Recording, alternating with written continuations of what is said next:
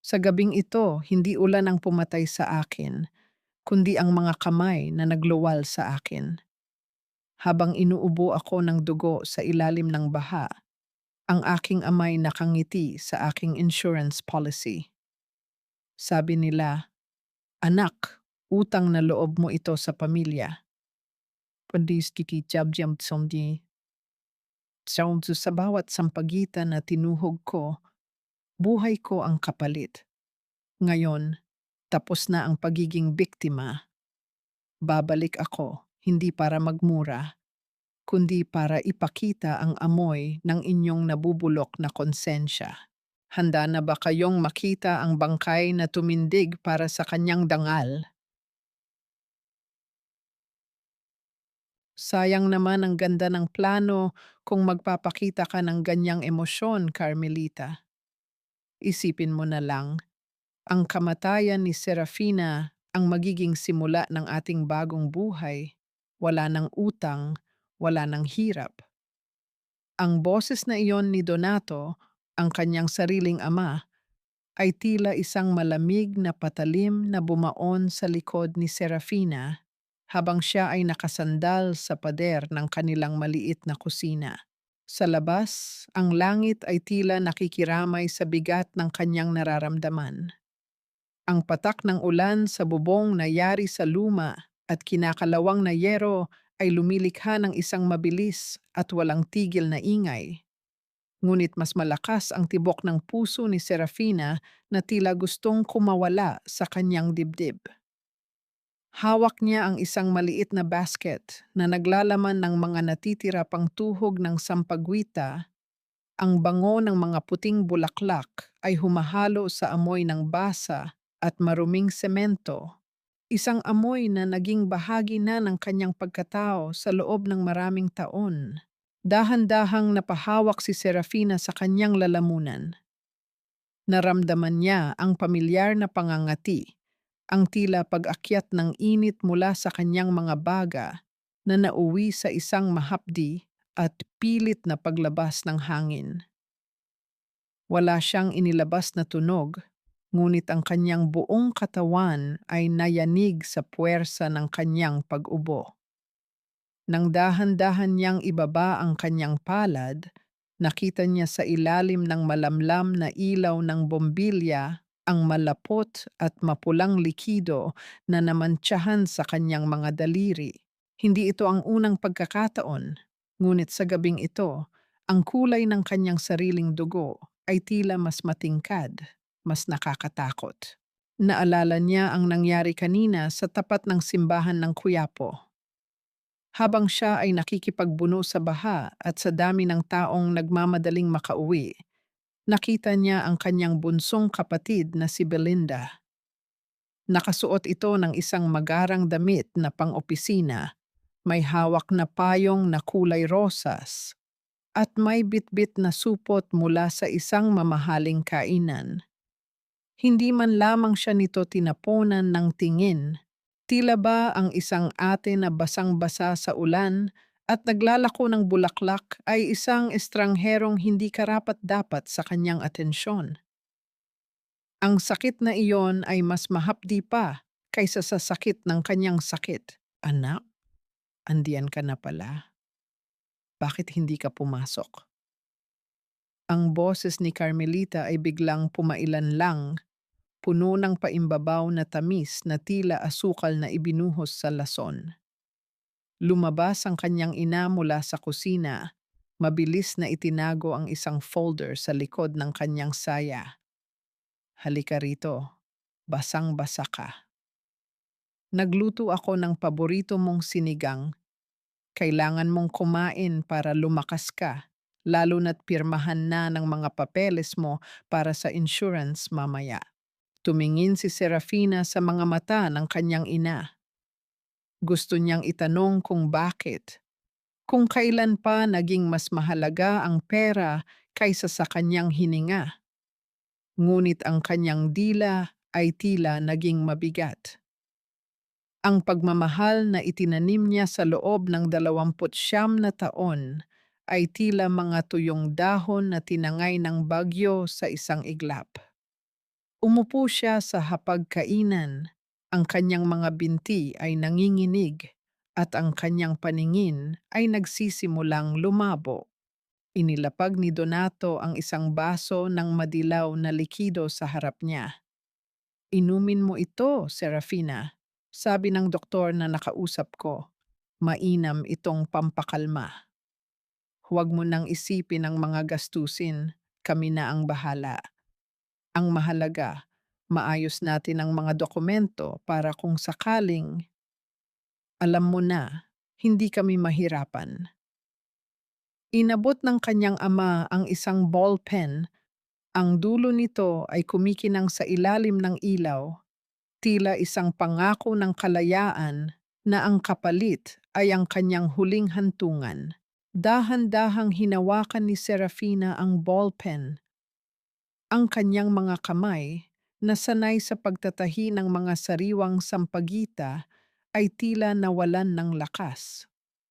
Tumingin siya sa papel, sa mga salitang nagsasaad ng kanyang pangalan at ng halagang ipapalit sa kanyang buhay. Sa bawat patak ng pawis mula sa kanyang noo, nararamdaman niya ang lamig ng kamatayan na hindi galing sa sakit, kundi galing sa mga taong tinawag niyang pamilya. Kung pipirmahan ko ba ito? Nay, Tay, magiging masaya na ba kayo? Ang kanyang tanong ay tila isang bulong na halos hindi narinig sa gitna ng hagupit ng hangin sa labas. Ngunit sa loob ng puso ni Serafina, ang bango ng sampagita ay unti-unti nang nilalamon ng amoy ng nabulok na pag-asa. Inumin mo na ang gamot, Serafina, ang tanging sagot ni Donato, habang ang kanyang mga mata ay nakapako sa linyang dapat lagdaan. Isang matinding katahimikan ang bumalot sa silid, isang katahimikang mas nakakabingi kaysa sa anumang kulog. Habang dahan-dahang inilalapit ni Serafina ang baso sa kanyang labi, isang tanong ang paulit-ulit na naglalaro sa kanyang isipan, tila isang awit na walang katapusan. Hanggang saan ba dapat magtapos ang utang na loob ng isang anak kung ang hinihinging kabayaran ay ang kanyang sariling libingan? Isang puting damit, malinis at tila bagong plantsa, ang inilatag ni Carmelita sa ibabaw ng malambot ngunit kupas na sapin ng kama ni Serafina. Ang bango ng mothballs ay humahalo sa amoy ng mga lantang bulaklak sa silid, isang amoy na nagpapaalala sa isang lamay kaysa sa isang pagdiriwang. Suotin mo ito, anak, ang wika ni Carmelita habang ang kanyang mga daliri ay marahang hinahaplos ang tela, ngunit ang kanyang mga mata ay hindi direktang tumitingin sa namumutlang mukha ng dalaga. Gusto ko ay maging maganda ka sa ating huling litrato bilang isang buong pamilya. Para naman may maiwan tayong magandang alaala sa mga kamag-anak natin sa probinsya. Napatingin si Serafina sa puting damit. Sa ilalim ng malamlam na liwanag, ang kulay nito ay tila isang babala, isang balabal na itatambak sa isang katawang unti-unti ng kinakain ng karamdaman. Dahan-dahan siyang tumayo. Ang kanyang bawat galaw ay may kaakibat na bigat, na tila ba ang kanyang mga buto ay gawa sa tingga. Isang mahabang buntong hininga ang kumawala sa kanyang mga labi, isang hiningang hindi nagdulot ng ginhawa, kundi ng isang mahapding kirot sa kanyang dibdib. Bakit kailangan ng bagong damit, Nay? Hindi ba sapat na ang narito ako, humihinga pa sa harap ninyo? Ang kanyang bulong na halos malunod sa ingay ng ulan sa labas. Huwag ka ng maraming tanong, ate. Minsan na nga lang tayong maging presentable, magrereklamo ka pa. Ang boses ni Belinda ay galing sa pintuan, abala ito sa pag-aayos ng kanyang buhok habang nakatingin sa screen ng kanyang telepono. Sa loob ng puso ni Serafina, Ang bawat salita ng kanyang kapatid ay tila isang malamig na tubig na ibinuhos sa nagbabagang uling. Ang pagitan nila ay hindi lamang distansya ng mga hakbang, kundi isang malawak na bangin ng kawalang malay at kasakiman. Sa hapagkainan, ang usok mula sa mainit na sinigang ay pumapaitaas, lumilikha ng mga tila multong hugis sa hangin. Ang asim ng sabaw ay hindi nagdulot ng gana kay Serafina. Sa halip, ito ay tila isang paalala ng pait na kanina pa namumuo sa kanyang lalamunan. Si Donato ay nakaupo sa dulo ng mesa. Ang kanyang mga kamay ay mahigpit na nakahawak sa kutsara at tinidor, ngunit ang kanyang pandinig ay tila nakatuon sa bawat kalasing ng pinggan at baso. Ang katahimikan ay naging isang buhay na nilalang sa loob ng bahay, isang nilalang na nananakal at nagpapabigat sa bawat paghinga. Utang na loob mo sa amin ang lahat ng ito, Serafina. Biglang panimula ni Carmelita, ang kanyang boses ay nanginginig sa paimbabaw na emosyon. Kami ang nag-aruga sa iyo. Kami ang tumayo sa tabi mo noong bata ka pa. Ngayon na kailangan ng pamilya ang tulong mo, sana ay huwag kang maging matigas ang puso. Ang insurance na ito, hindi ito para sa amin, kundi para sa dangal ng pangalan nating Valmores. Ayaw mo naman sigurong mamatay na iniwan kaming baon sa utang, di ba? Ang bawat salitang utang na loob ay tila isang kadena na itinatalisod sa leeg ni Serafina, hinihigpitan hanggang sa siya ay mawalan ng pagkakataong tumanggi. Ipinatong ni Donato ang folder sa tabi ng pinggan ni Serafina. Ang puting papel ay tila kumikinang sa ilalim ng bintana. Pirman mo na, anak, para matapos na ang lahat ng ito. Para makapagpahinga ka na ng payapa nang walang iniisip na problema. Niyong ang kanyang boses ay tila isang awit ng pampatulog, ngunit ang tono nito ay kasing lamig ng semento sa ilalim ng ulan.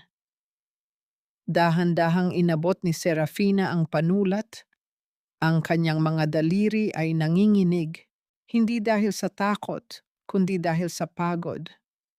Pagod sa pagiging tanging haligi ng isang bahay na matagal na palang bulok ang pundasyon. Habang ang dulo ng panulat ay dahan-dahang sumasayad sa papel, isang malakas na hangin ang umihip mula sa nakabukas na bintana, naging sanhi upang ang mga pahina ng dokumento ay bahagyang tumaas. Sa isang iglap, bago pa man ito muling maidiin ni Donato, nahagip ng mga mata ni Serafina ang isang maliit at nakatagong bahagi sa ilalim ng mga pangunahing papeles. Doon, sa isang pulang tatak na tila isang sariwang sugat, ay nakasulat ang mga salitang hindi dapat naroon. Immediate death benefit pre-approval, subject to verification of fatal circumstances. Napatigil ang kamay ni Serafina. Ang kanyang puso ay tila tumigil sa pagtibok sa loob ng isang mahabang segundo bago ito muling sumabog sa isang marahas at masakit na ritmo. Tumingala siya at tumingin sa mga mata ng kanyang ina na nooy nakatitig sa kanya ng may halong kaba at pagmamadali. Sa likod ng maskara ng pag-aalala ni Carmelita, nakita ni Serafina ang isang katotohanang mas nakakamatay kaysa sa anumang cancer. Ang kanyang pamilya ay hindi na naghihintay sa kanyang paggaling, kundi sa kanyang huling hantungan upang makuha ang kabayarang nakatakda sa kanyang kamatayan. Ang bawat pag-ikot ng gulong ng kanilang lumang sasakyan ay tila isang mabagal na paggiling sa natitirang lakas ni Serafina.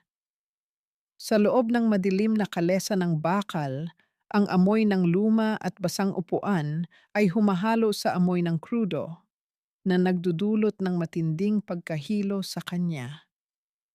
Nakasandal ang kanyang ulo sa malamig na salamin ng bintana, pinagmamasdan ang mga anino ng mga puno na mabilis na lumilipas sa gitna ng hagupit ng bagyo. Ang ulan ay hindi na lamang patak, kundi mga linyang gumuguhit sa dilim, tila mga latigo na humahampas sa bawat madaanan nito. Nay, bakit tayo narito sa Marikina? Malayo ito sa ospital, di ba? Ang boses ni Serafina ay tila isang manipis na hibla ng sinulid na handa ng maputid. Ang kanyang lalamunan ay tuyong-tuyo at ang bawat salita ay nagdudulot ng hapdi na tila may mga bubog siyang nilulunon. Hindi sumagot si Carmelita. Nakatingin lamang ang kanyang ina sa unahan, ang mga daliri ay mahigpit na nakahawak sa kanyang pitaka, habang ang anino ng kanyang mukha ay tila isang estatwang walang pakiramdam. Si Donato naman, na siyang nagmamaneho, ay mas lalong hinigpitan ang hawak sa manibela. Ang ugong ng makina ay tila isang galit na hayop na nagmamadaling makarating sa kanyang hantungan.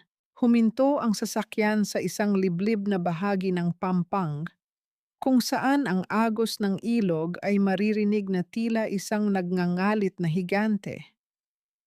Ang tubig ay lampas na sa normal na antas, kulay putik at mabilis, lumilikha ng mga uli-uli na handang lumamon ng kahit anong mahulog dito. Binuksan ni Donato ang pinto at sinalubong sila ng malamig na simoy ng hangin na may dalang amoy ng nabubulok na basura at basang lupa. Baba na, Serafina. Kailangan mong makalanghap ng sariwang hangin, ang malamig na utos ni Donato habang inaalalayan ang anak palabas. Ngunit ang pag-alalay na iyon ay walang init ng pagmamahal. Ito ay tila paghatak sa isang kargamento na nais ng idiskarga. Nang tumama ang mga paa ni Serafina sa malambot at madulas na putik, naramdaman niya ang matinding panghihina. Ang puting damit na ipinasuot sa kanya ay mabilis na nabasa at tumikit sa kanyang payat na katawan na nagpatingkad sa kanyang hitsura bilang isang buhay na bangkay. Inilagay ni Carmelita ang isang lumang bag sa tabi ng isang puno kung saan naroon ang ilang gamit ni Serafina at ang folder ng insurance na kanina lamang ay pinirmahan niya. Nate, huwag ninyo akong iwan dito. Natatakot ako. Ang pagsamo ni Serafina, ang kanyang mga luha ay humahalo na sa tubig ulan na dumadaloy sa kanyang mga pisngi. Napakapit siya sa braso ni Carmelita, ngunit marahan itong tinabig ng kanyang ina. Isipin mo na lang na para ito sa ikabubuti ng lahat, anak. Sabi mo naman, gusto mo kaming maging masaya, di ba? Ito na ang pagkakataon mo para bayaran ang lahat ng sakripisyo namin sa iyo. Ang wika ni Carmelita, ang kanyang boses ay tila isang bulong ng demonyo sa gitna ng unos. Walang pag-aalinlangan silang bumalik sa loob ng sasakyan. Iniwan ang kanilang anak na nakatayo sa gilid ng bangin, tila isang maliit na kandilang pilit na itinitirik sa gitna ng malakas na hangin. Mabilis na umandar ang sasakyan paalis. Ang mga gulong ay nagwisik ng putik sa puting damit ni Serafina. Pinanood niya ang unti-unting paglayo ng dalawang pulang ilaw sa likuran ng sasakyan na tila mga matang nagmamasid hanggang sa lamunin ang mga ito ng kadiliman at ng makapal na kurtina ng ulan. Naiwan si Serafina sa gitna ng galit na kalikasan. Ang kanyang katawan ay nanginginig sa matinding lamig na bumabaon hanggang sa kanyang mga buto. Napaluhod siya sa putikan. Ang kanyang mga kamay ay bumaon sa malambot na lupa habang ang kanyang paningin ay nakapako sa mabilis na agos ng ilog sa kanyang harapan. Sa bawat pagkulog na nagpayanig sa lupa, tila ba ang buong mundo ay sumisigaw sa kanya ng katotohanang hindi niya matanggap. Sa gabing iyon, hindi ang ulan o ang sakit ang bumasag sa kanyang pagkatao. Ang bumasag sa kanya ay ang huling tingin ng kanyang ama sa side mirror.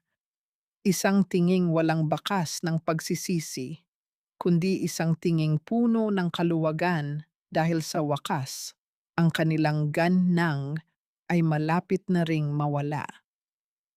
Habang ang tubig ng ilog ay nagsisimulang humalik sa kanyang mga paa, isang katanungan ang tila isang tinik na bumaon sa kanyang isipan.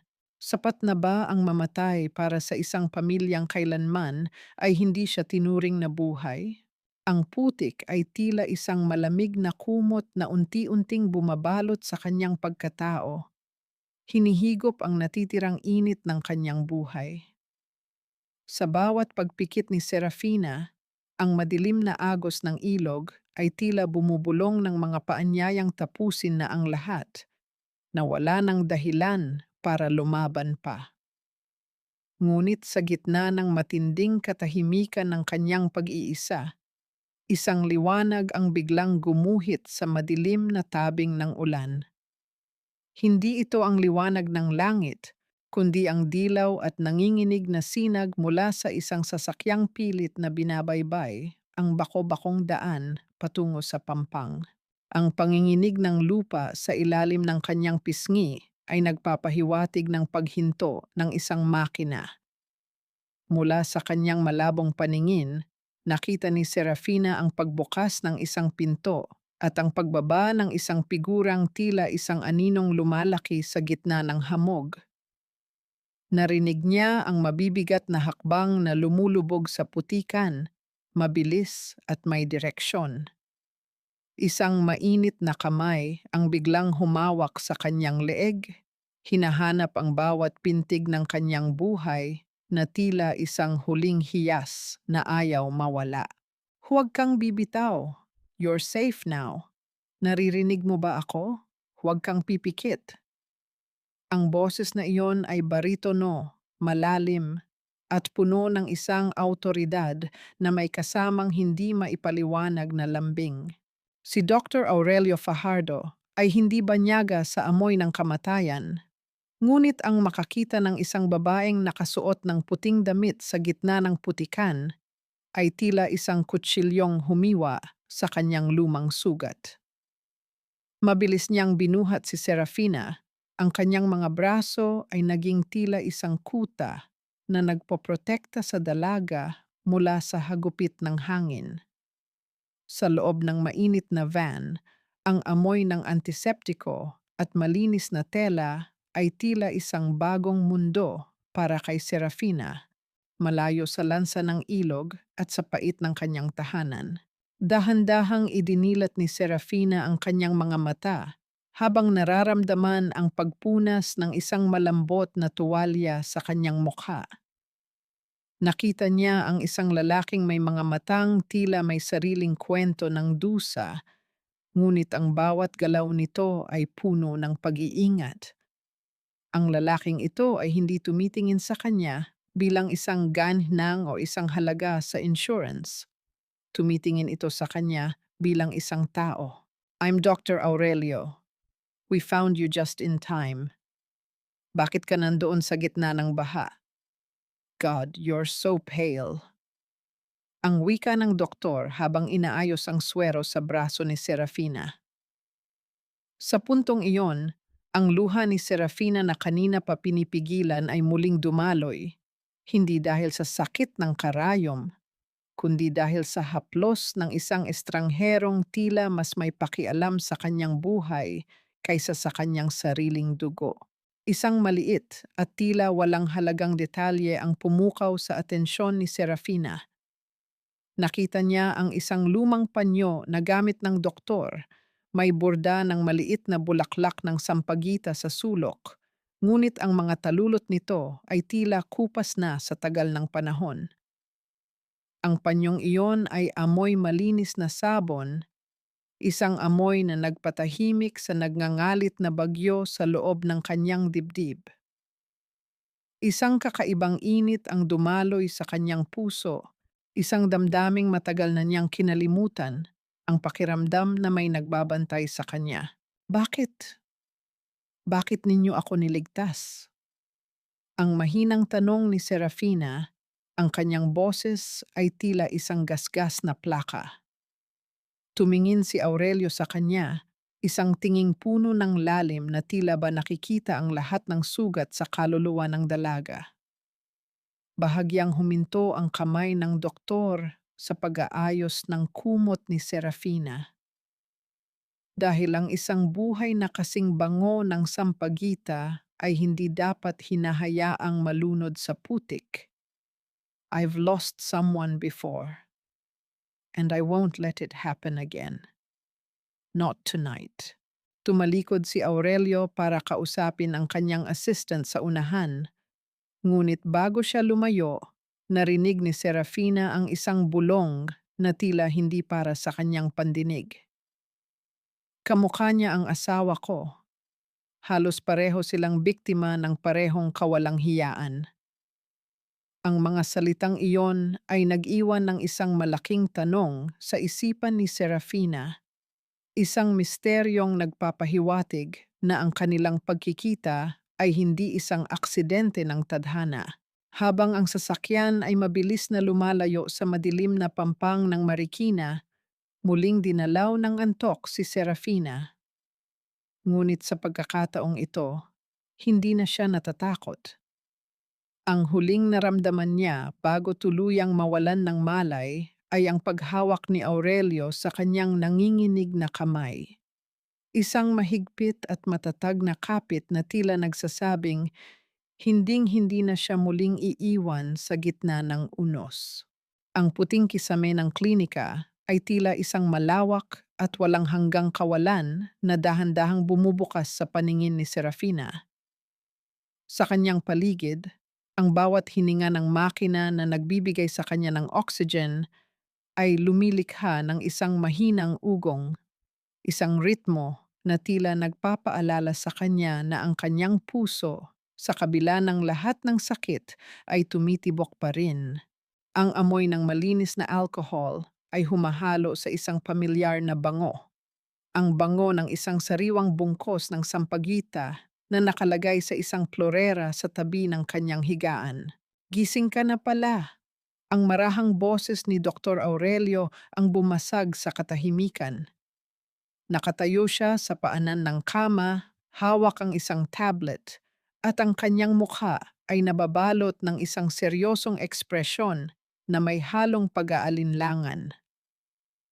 Ang liwanag mula sa bintana ay nagpapakita ng mga linyang pagod sa kanyang noo, na tila ba mayroon siyang pasabog na balitang hindi niya malaman kung paano bibitiwan. Dok, nasaan ako? Ang mahinang tanong ni Serafina. Sinubukan niyang bumangon, ngunit ang bawat kalamnan sa kanyang katawan ay tila nagre-rebelde. Nagpapaalala sa kanya ng hagupit ng bagyo at ng lamig ng putik sa pampang ng ilog. Nasa pribadong klinika ka ng foundation ko. Ligtas ka rito, Serafina. Pero may kailangan kang makita, ang wika ni Aurelio. Dahan-dahan niyang inabot ang tablet sa dalaga. Ang screen ay nagpapakita ng isang video na mabilis na kumakalat sa social media, isang balitang tila isang lason na dahan-dahang gumagapang sa sistema ni Serafina. Sa screen, nakita niya si Carmelita. Ang kanyang ina ay nakasuot ng itim, nakaluhod sa harap ng simbahan ng Quiapo. Ang kanyang mga mata ay mugto at ang kanyang boses ay pumapaitaas sa isang paimbabaw na panaghoy. Sa tabi nito ay si Donato na nakayuko at hawak ang isang kupas na larawan ni Serafina. Ang bawat salita na lumalabas sa bibig ng kanyang ina ay tila isang matalim na aspile na itinutusok sa kanyang kaluluwa. Maawa po kayo sa amin. Ang anak ko, ang mahal kong Serafina, tinangay ng agos ng ilog sa gitna ng baha. Ang iyak ni Carmelita sa harap ng camera. Wala kaming panggastos para sa paghahanap sa kanya. Wala kaming panggastos para sa kanyang huling hantungan. Humihingi po kami ng tulong kahit magkano para sa aming munting anghel. Nabitawan ni Serafina ang tablet sa ibabaw ng kumot. Ang kanyang mga kamay ay nanginginig at ang kanyang paningin ay nagsimulang magdilim. Ang mga taong nag-iwan sa kanya sa pampang ng ilog para mamatay ay ngayon ay nagpapalabas na siya ay nawawala, ginagamit ang kanyang kamatayan para makahingi ng donasyon at makuha ang simpatiya ng buong bayan. Isang mapait na tawa ang muntik ng kumawala sa kanyang mga labi, isang tawang puno ng dusa at kawalang paniniwala. I'm so sorry you have to see this, Serafina. Ang bulong ni Aurelio, ang kanyang kamay ay marahang pumatong sa balikat ng dalaga bilang suporta. Hindi lang donasyon ang kinukuha nila. Nakita namin sa mga balita na binuksan na rin nila ang insurance claim mo. In less than 24 hours, they officially declared you dead in their hearts. Ang bawat salita ni Aurelio ay tila isang hatol. Sa loob ng silid na iyon, naramdaman ni Serafina ang unti-unting pagkamatay ng huling hibla ng kanyang pagmamahal para sa kanyang pamilya. Ang pagiging anak na matagal niyang pinangalagaan ay tila isang sampagwitang natuyot at naging abo. Ang tunog ng ulan sa labas ay tila isang bulong ng mga patay. Ang mga alaala ng kanyang sakripisyo na ngayon ay wala ng saysay. They killed me, Doc. Inilibing na nila ako kahit humihinga pa ako. Ang sabi ni Serafina, ang kanyang boses ay hindi na nanginginig, kundi naging matigas at malamig na tila yelo. Tumingin siya kay Aurelio, ang kanyang mga mata ay nagliliyab sa isang bagong uri ng determinasyon. Gusto nilang maging biktima? Sige, hahayaan ko silang magluksa sa isang bangkay na hindi pa naililibing. What do you mean? Ang tanong ni Aurelio, bakas ang kaba sa kanyang tinig. Huminga ng malalim si Serafina. Ang bango ng sampagita sa kanyang tabi ay tila nagbibigay sa kanya ng lakas na hindi niya inaasahan. Huwag ninyong sasabihin sa kanila na buhay ako. Hayaan ninyo silang gastusin ang perang nakuha nila sa dugo ko.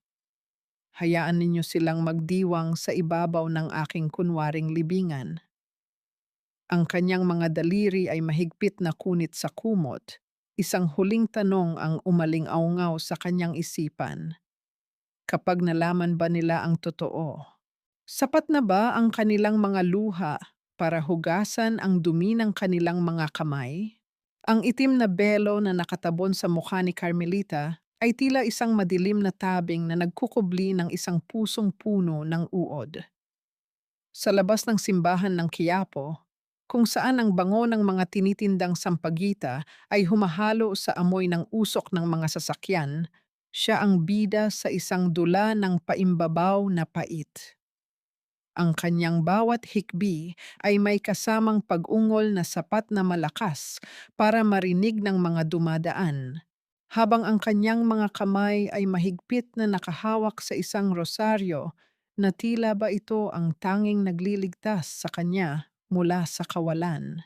Napakabait na anak ni Serafina, bakit siya pa ang kinuha ng agos?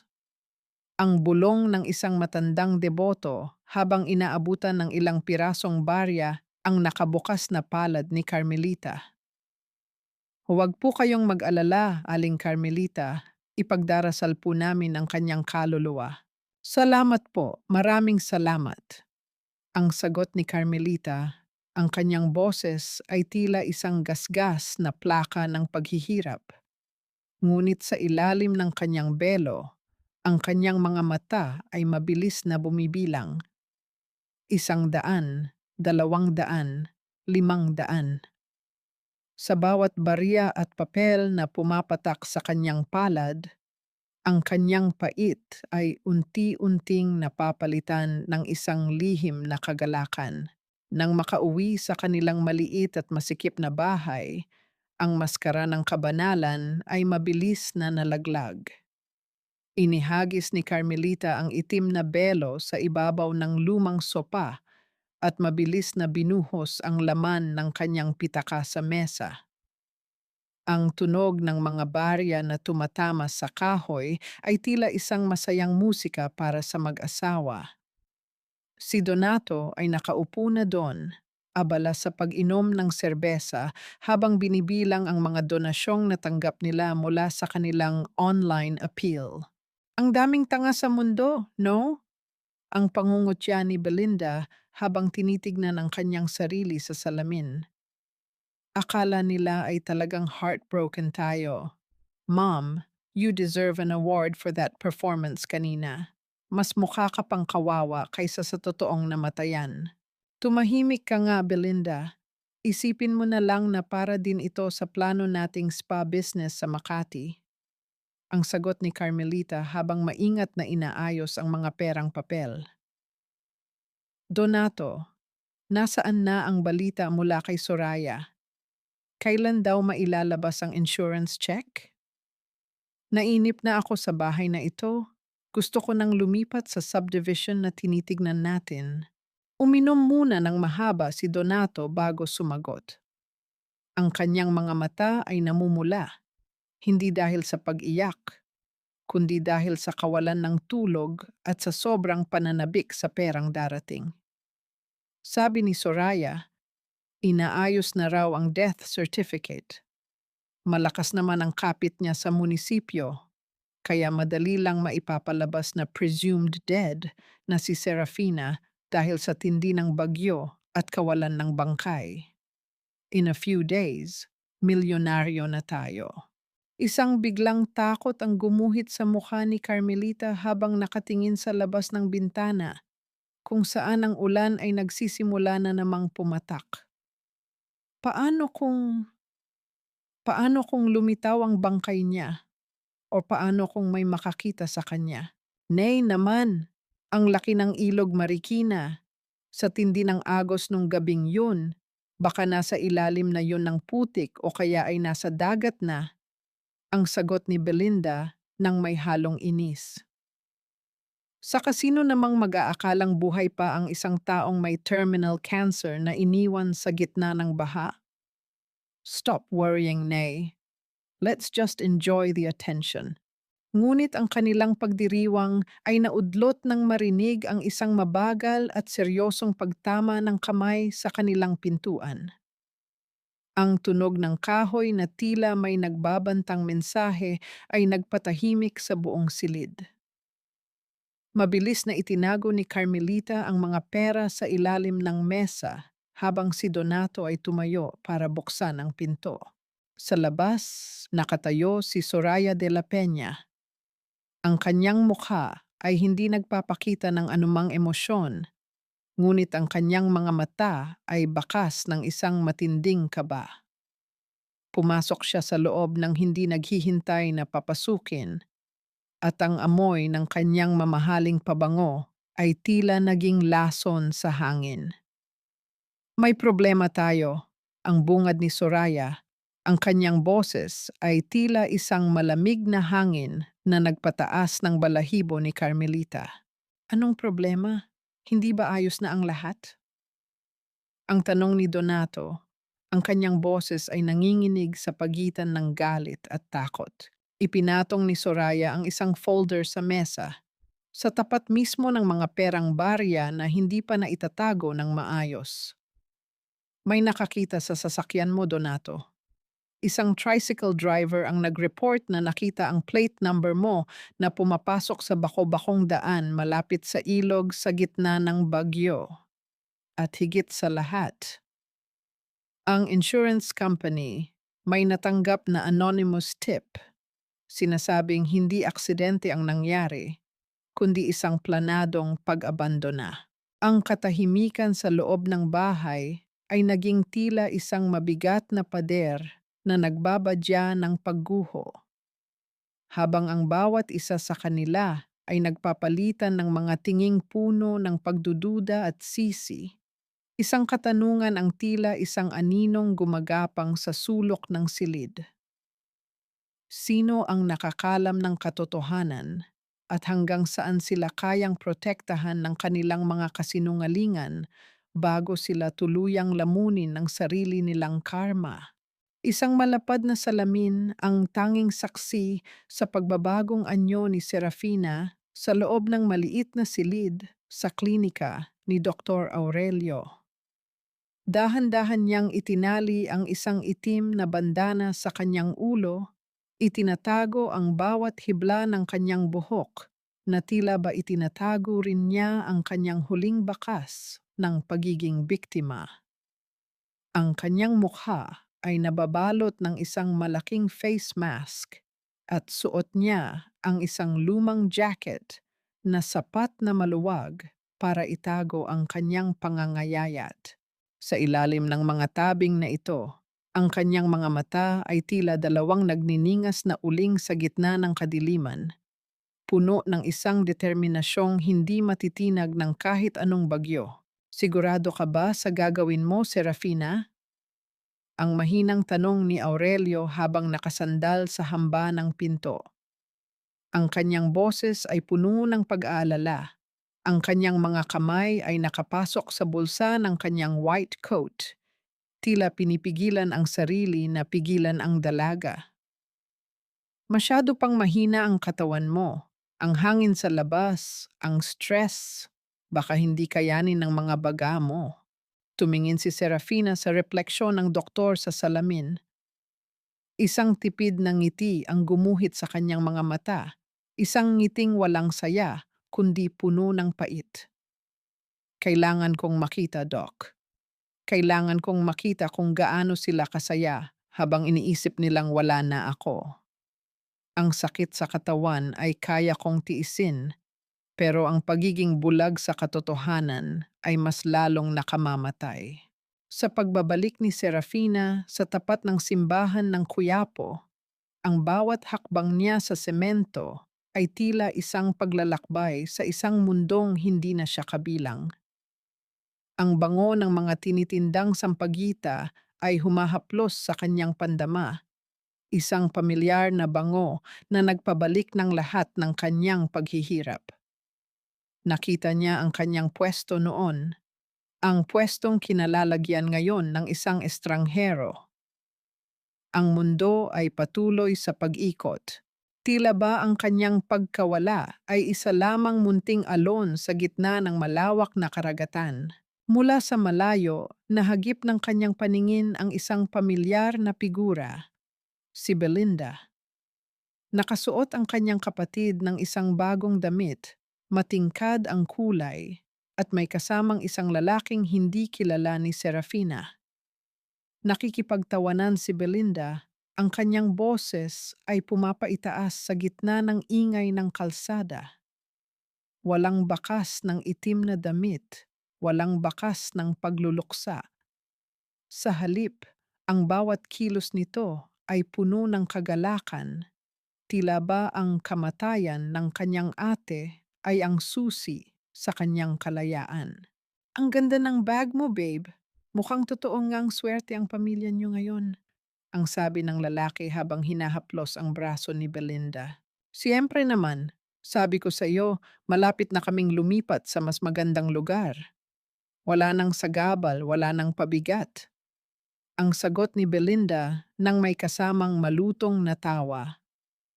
Ang mga salitang iyon ay tila mga punyal na bumaon sa puso ni Serafina, hinihiwa ang bawat huling hibla ng kanyang pag-asa. Ang sarili niyang kapatid, na pinag-aral niya sa bawat tuhog ng bulaklak, ay tinatawag siyang sagabal sa harap ng isang banyaga. Sa kanyang pagnanais na makalapit pa, hindi napansin ni Serafina ang isang matandang babaeng abala sa pagkuha ng video sa kanyang telepono. Si Tia Salvacion. Ang tanyag na marites ng barangay ay tila may radar sa anumang kahina-hinalang kilos. Ang lente ng kanyang camera ay dahan-dahang gumalaw patungo sa kinaroroonan ni Serafina.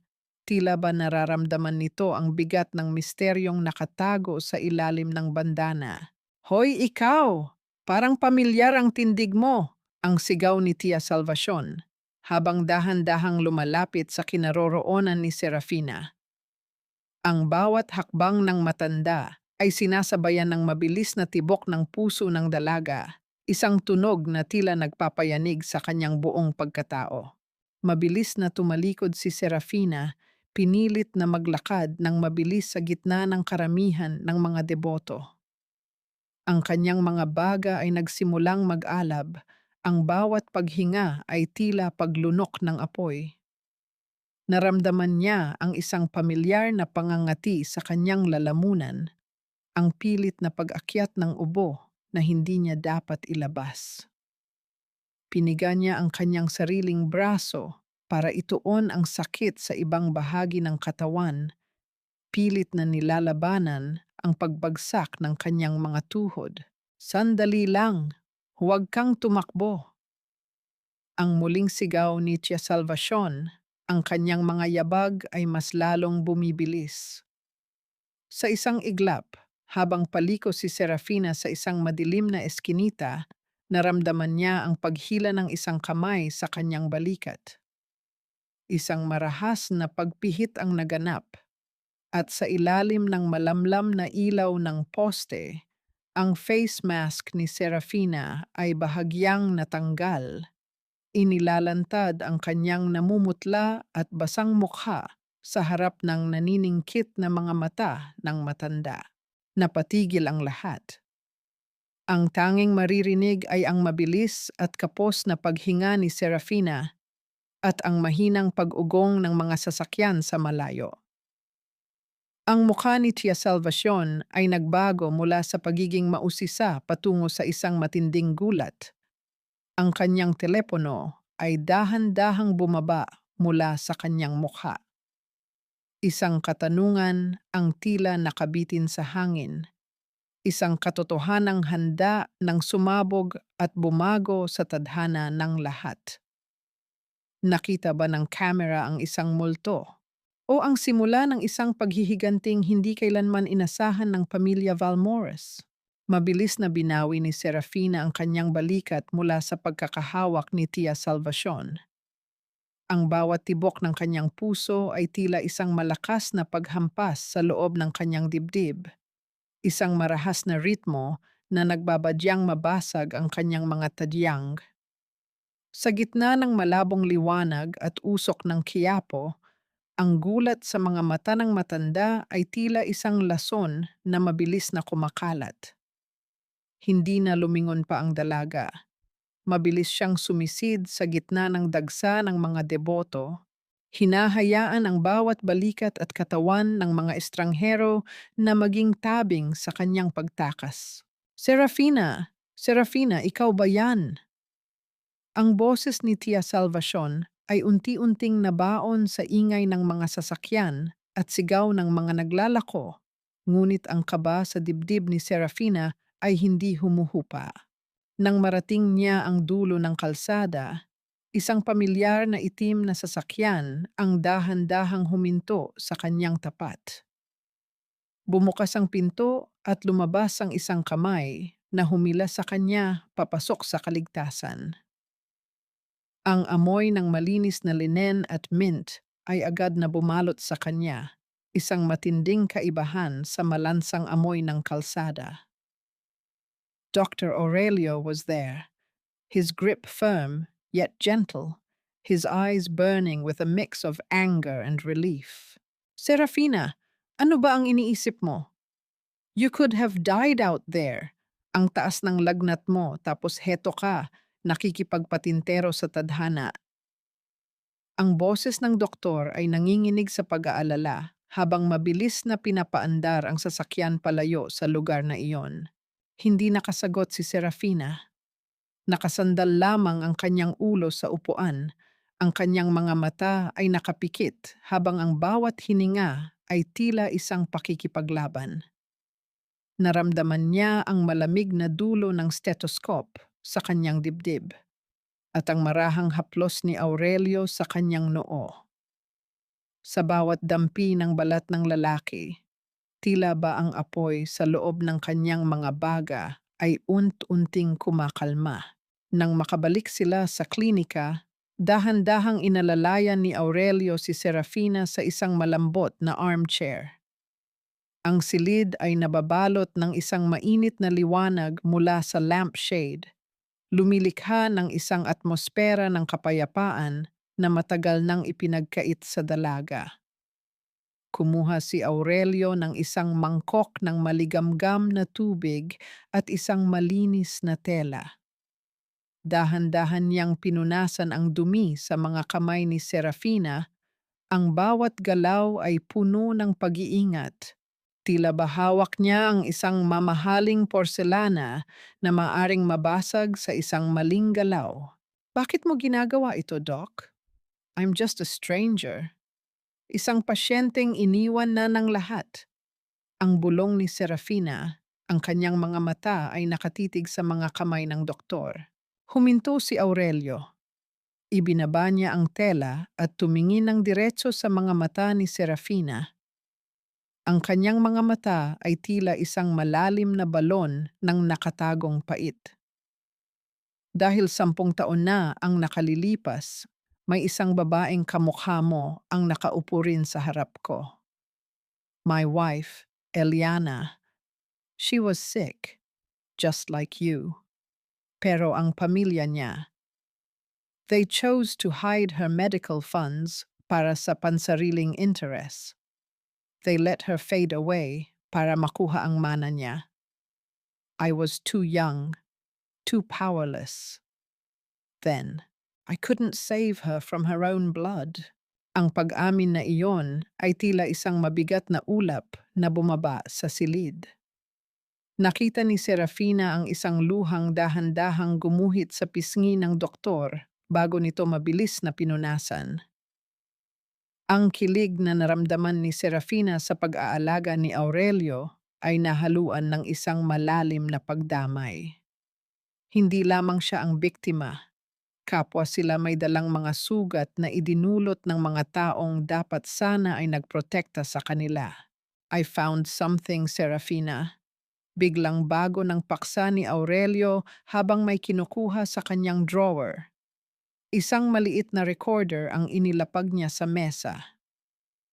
Ang assistant ko, nagawa niyang makuha ang footage mula sa dashcam ng isang delivery truck na nakaparada malapit sa pampang ng Marikina nung gabing iyon. Hindi lang video ang nakuha, pati ang boses sa loob ng sasakyan niyo bago kanila iwan. Pinindot ni Aurelio ang play. Ang unang narinig ay ang hagupit ng hangin at ang bagsak ng ulan sa bubong ng sasakyan. Pagkatapos, ang boses ni Donato ay pumailan lang, malamig at walang bahid ng pag-aalinlangan. Siguraduhin mong hindi niya dala ang kanyang inhaler, Carmelita. Mas mabilis ang lahat kung hindi siya makakahinga ng maayos sa lamig. Ang mahalaga, magmukhang siya ang kusang lumabas at nagpakunwari sa gitna ng bagyo. The insurance company won't question a suicide of a terminal patient.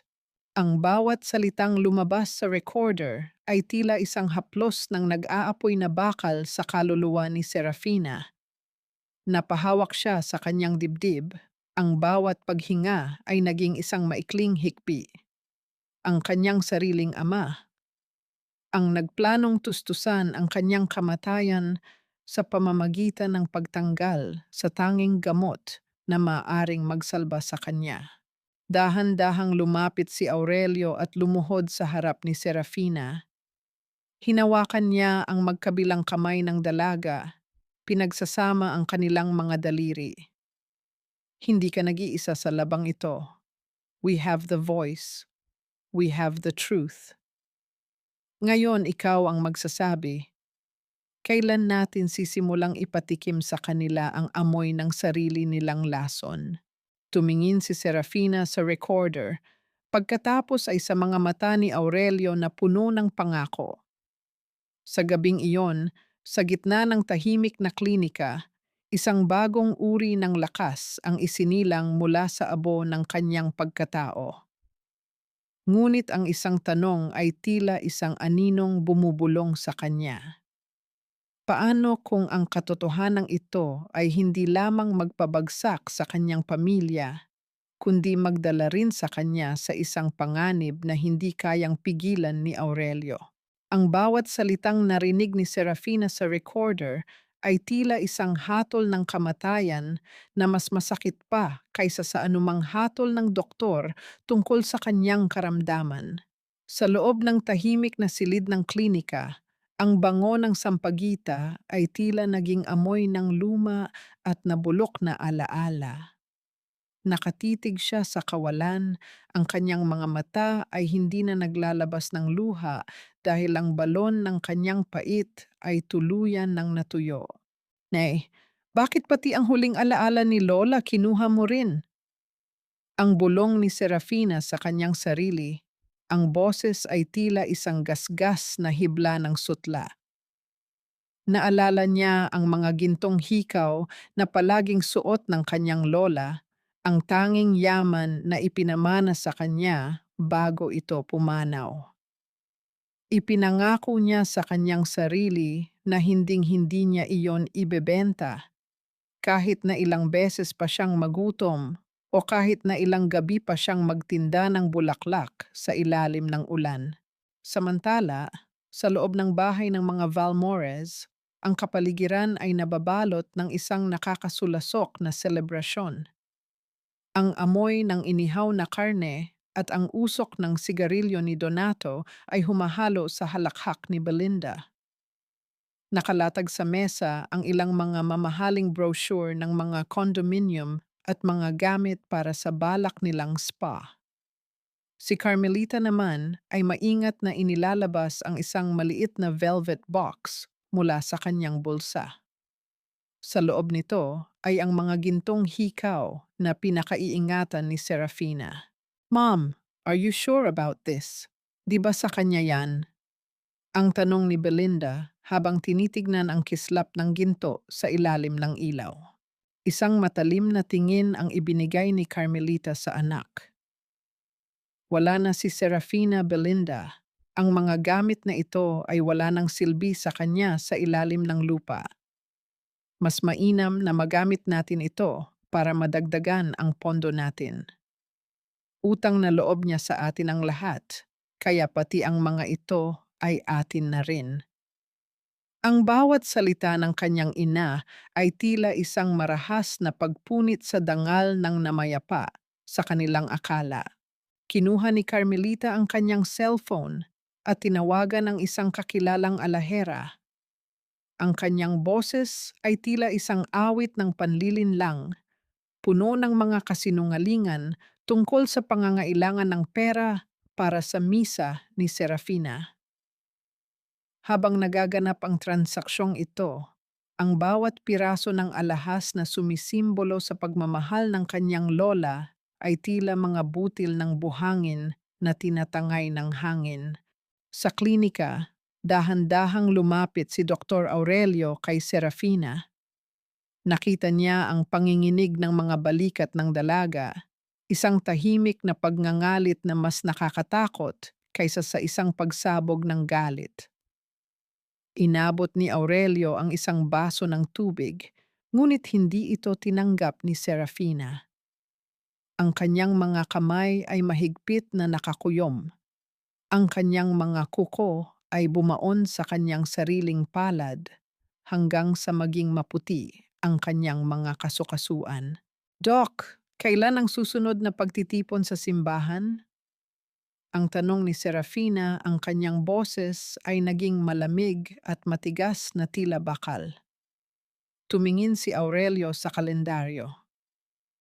Sa linggo, Serafina, magkakaroon ng malaking fundraising event para sa mga biktima ng nagdaang bagyo.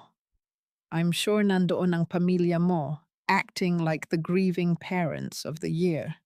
Tumayo si Serafina.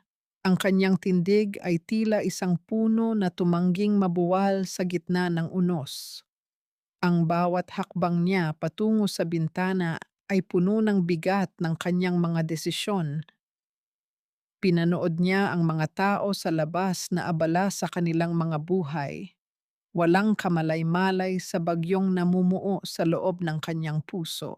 Nay, sabi mo kailangan kong magbayad ng utang na loob. Ang bulong ni Serafina habang ang kanyang refleksyon sa salamin ay tila nagbabago, nagiging isang anino ng paghihiganti.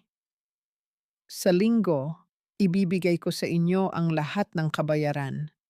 Isang kabayaran na hinding-hindi nyo malilimutan hanggang sa huling hininga nyo. Isang biglang pag-ubo ang yumanig sa kanyang katawan, mas marahas kaysa sa mga nauna. Ang dugong lumabas sa kanyang bibig ay tumalsik sa puting tela ng kanyang damit, tila isang mapulang bulaklak ng sampagwita na nalanta sa gitna ng labanan. Ngunit sa pagkakataong ito, hindi pinunasan ni Serafina ang dugo. Hinayaan niya itong matuyo sa kanyang mga labi, isang paalala ng bawat patak ng buhay na kinuha sa kanya ng sarili niyang pamilya. Habang ang dilim ay unt-unting lumalamon sa silid, isang matinding katanungan ang tila isang aninong gumagapang sa puso ni Aurelio habang pinagmamasdan ang dalaga. Sa oras na ilabas ni Serafina ang kanyang huling alas, may matitira pa kaya sa kanyang puso para sa pagmamahal o tuluyan na siyang lalamunin ng laso ng paghihiganti na siya ring papatay sa kanya? Ang dilim sa loob ng kotseng nakaparada sa isang liblib na eskinita malapit sa pier ay tila isang buhay na nilalang na nananakal kay Donato. Ang tanging liwanag na nagmumula sa labas ay ang malamlam na sikat ng poste ng ilaw na bahagyang tumatagos sa basang salamin ng bintana. Ang amoy ng mamahaling leather at ang matapang na pabango ni Soraya ay humahalo sa amoy ng pawis at kaba ni Donato na lumilikha ng isang atmosperang nakakasulasok. Soraya, you promised me this was clean. Bakit may anonymous tip? Bakit may investigasyon?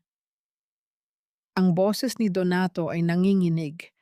Ang kanyang mga kamay ay hindi mapakali sa ibabaw ng kanyang mga tuhod. Ang bawat paghinga niya ay tila isang pakikipaglaban sa bigat ng hanging nasa loob ng sasakyan. Dahan-dahang humarap si Soraya sa kanya. Ang kanyang mga mata ay tila 2 piraso ng yelo na walang anumang bakas ng awa. Inilabas niya ang isang manipis na sigarilyo at dahan-dahang sinindihan ito. Ang liwanag mula sa lighter ay panandaliang tumanglaw sa kanyang maputlang mukha na nagmukhang isang maskara ng kamatayan sa dilim.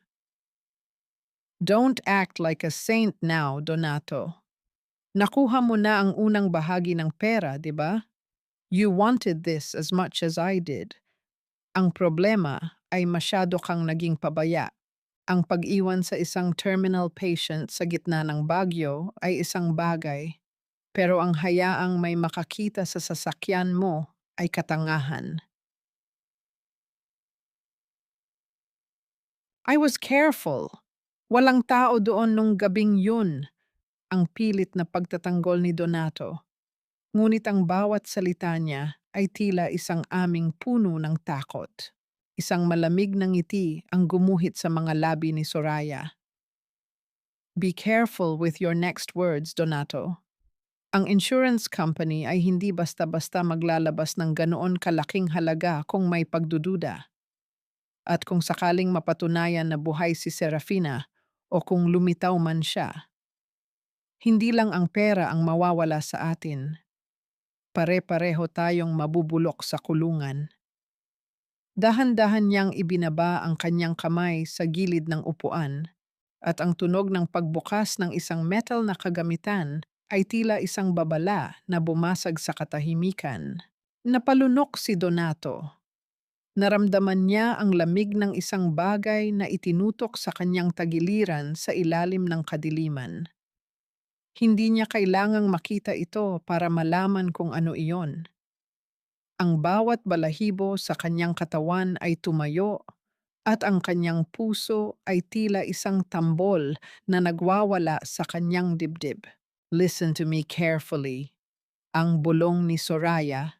Ang kanyang boses ay tila isang ahas na bumubulong sa pandinig ni Donato. Kung sakaling magpakita si Serafina o kung may makakita sa kanya, you know what to do. Hindi siya pwedeng mabuhay sa paningin ng mundo. Patay na siya sa papel, Donato. Siguraduhin mong mananatili siyang patay sa realidad. Kung hindi mo kaya, ako mismo ang tatapos sa inyong dalawa.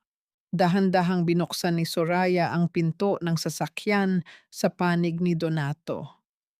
Ang malamig na hangin mula sa labas ay agad na humampas sa kanyang mukha, ngunit hindi ito nagdulot ng ginhawa. Lumabas ka na at siguraduhin mong hindi ka susundan ng iyong sariling konsensya. Dahil sa mundong ito, ang mga patay lang ang hindi nagsasalita. Nang makalabas si Donato, ang bawat hakbang niya sa basang semento ay tila isang paglubog sa putikan. Pinanood niya ang mabilis na pag-alis ng sasakyan ni Soraya. Ang mga pulang ilaw nito ay tila dalawang matang nagbabanta sa dilim. Naiwan siyang mag-isa sa eskinita. Ang kanyang mga kamay ay nanginginig habang hinahanap ang kanyang susi sa bulsa.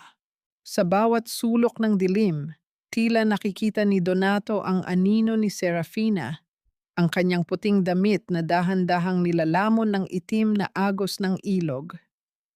Ngunit sa pagkakataong ito, ang aninong iyon ay hindi lumalayo, kundi dahan-dahang lumalapit sa kanya. Isang tanong ang tila isang tinik na bumaon sa kanyang isipan na nagdulot ng isang matinding kilabot na hindi kayang pawiin ng anumang alak. Ano ang gagawin niya kung ang multong kanyang kinatatakutan ay hindi pala guni-guni, kundi isang katotohanang handa ng maningil ng buhay para sa buhay? Ang malamlam na liwanag ng isang maliit na lampshade sa sulok ng silid ay naglalatag ng mahahabang anino sa dingding, tila mga piping saksi sa marahang paghinga ni Serafina.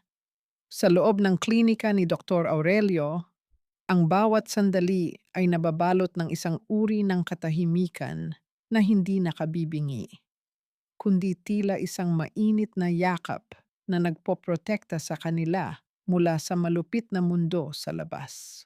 Ang bango ng pinakuluang luya at ang malinis na amoy ng sariwang kumot ay humahalo sa banayad na halimuyak ng sampagita na palaging nasa tabi ng dalaga na nagbibigay ng pansamantalang ginhawa sa kanyang nanghihinang katawan. Dahan-dahang lumapit si Aurelio, bitbit ang isang tray ng gamot at isang mangkok ng mainit na sabaw. Ang kanyang mga hakbang ay halos walang tunog sa ibabaw ng makinis na sahig, isang kasanayang nakuha niya sa loob ng maraming taon ng pag-aalaga sa mga may karamdaman. Nakita niyang bahagyang nakapikit si Serafina, ang kanyang mukha ay tila isang imahe ng kapayapaan sa gitna ng dusa, ngunit ang bahagyang panginginig ng kanyang mga kamay sa ibabaw ng kumot ay hindi nakatakas sa mapanuring mga mata ng doktor. Serafina, kailangan mong uminom ng kaunting sabaw. Ang mahinang bulong ni Aurelio habang dahan-dahang umuupo sa tabi ng kama. You need your strength. Malapit na ang linggo at kailangan ng katawan mo ang bawat lakas na maaari mong makuha. Dahan-dahang imulat ni Serafina ang kanyang mga mata. Sa ilalim ng malamlam na ilaw, ang mga mata ni Aurelio ay tila dalawang bituin na nagbibigay ng direksyon sa kanyang madilim na paglalakbay. Isang mahinang ngiti ang gumuhit sa kanyang mga labi, isang ngiting hindi naabot ang kanyang mga mata dahil sa bigat ng karamdamang unti-unting kumikitil sa kanyang hininga. Salamat, Doc. Minsan, naiisip ko, bakit niyo pa pinag-aaksayahan ng panahon ang isang kandilang malapit na ring mapundi? Ibinaba ni Aurelio ang tray at kinuha ang kamay ni Serafina. Ang kanyang palad ay mainit at matatag, isang matinding kaibahan sa malamig at nanginginig na balat ng dalaga. Dahil ang kandilang iyon, Serafina, ay nagbigay ng liwanag sa isang bahagi ng puso ko na matagal nang binalot ng dilim. You're not just a patient to me. You are a reminder na sa kabila ng kasamaan ng mundo, may mga taong karapat-dapat ipaglaban. Dahan-dahang isinubo ni Aurelio ang sabaw sa dalaga. Ang bawat galaw ay puno ng isang uri ng pag-iingat na tila ba ang dalaga ay gawa sa marupok na kristal. Sa pagitan ng bawat subo, ang kanilang mga mata ay nagtatagpo, lumilikha ng isang tahimik na usapan na hindi nangangailangan ng mga salita. Nararamdaman ni Serafina ang pag-aalaga ng doktor, isang uri ng pag-ibig na hindi humihingi ng kapalit, hindi nagdidikta, at higit sa lahat, hindi nananakit. Natatakot ako, Aurelio. Ang pag-amin ni Serafina, ang boses niya ay tila isang marupok na hibla ng sutla. Hindi sa kamatayan, kundi sa maiiwan ko. Takot akong baka pagkatapos ng lahat ng ito, wala ring magbago. Hinila ni Aurelio ang kanyang upuan nang mas malapit at hinawakan ang magkabilang kamay ni Serafina. Itinatapat ang mga ito sa kanyang dibdib, kung saan mararamdaman ang mabilis at tapat na tibok ng kanyang puso. Huwag kang matakot. I promise you, hindi ka na muling mag-iisa sa gitna ng bagyo. Kahit anong mangyari sa linggo, kahit anong mangyari sa susunod na mga araw, narito ako. I will be your voice when you can't speak, and I will be your strength when you can't stand. Ang matinding emosyon sa mga mata ni Aurelio ay nagdulot ng isang kakaibang init sa dibdib ni Serafina, isang pakiramdam ng kilig na hinaluan ng pait ng katotohanan. Alam nilang dalawa na ang oras ay hindi nila kakampi, na ang bawat segundong magkasama sila ay isang hiram na sandali mula sa tadhana. Ngunit sa silid na iyon, tila huminto ang mundo. Dahan-dahang yumuko si Aurelio, ang kanyang mukha ay ilang pulgada na lamang ang layo mula sa mukha ni Serafina. Nararamdaman ng dalaga ang mainit na hininga ng doktor sa kanyang balat, isang bango ng kape at katapatan. Sa isang iglap na tila tumagal ng habambuhay, idinampi ni Aurelio ang kanyang mga labi sa noo ni Serafina. Ito ay isang halik na hindi naghahanap ng pagnanasa, kundi isang banal na pangako ng proteksyon at isang tahimik na pamamaalam sa sakit. Nang iangat ni Aurelio ang kanyang ulo, nakita niya ang isang luhang dahan-dahang gumuhit sa pisngi ni Serafina. Pinunasan niya ito gamit ang kanyang hinlalaki. Ang kanyang mga mata ay puno ng isang matinding pangako at isang lihim na dusa. Magpahinga ka na, aking Serafina. Bukas, magsisimula ang unang hakbang patungo sa iyong katarungan. Habang dahan-dahang lumalayo si Aurelio at pinapatay ang ilaw, naiwan si Serafina sa dilim, ngunit sa pagkakataong ito, hindi siya natatakot. Ang init ng halik sa kanyang noo ay tila isang selyo ng kaligtasan. Ngunit sa gitna ng kanyang papababa na kamalayan, isang ubo ang muling yumanig sa kanyang dibdib, mas mahapdi at mas malalim kaysa sa dati.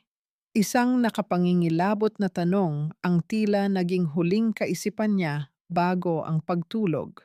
May sapat pa kayang oras ang kanyang katawan para masilayan ang liwanag ng katarungang ipinangako ni Aurelio? O ang halik na iyon na ba ang huling alaalang babaunin niya sa kabilang buhay?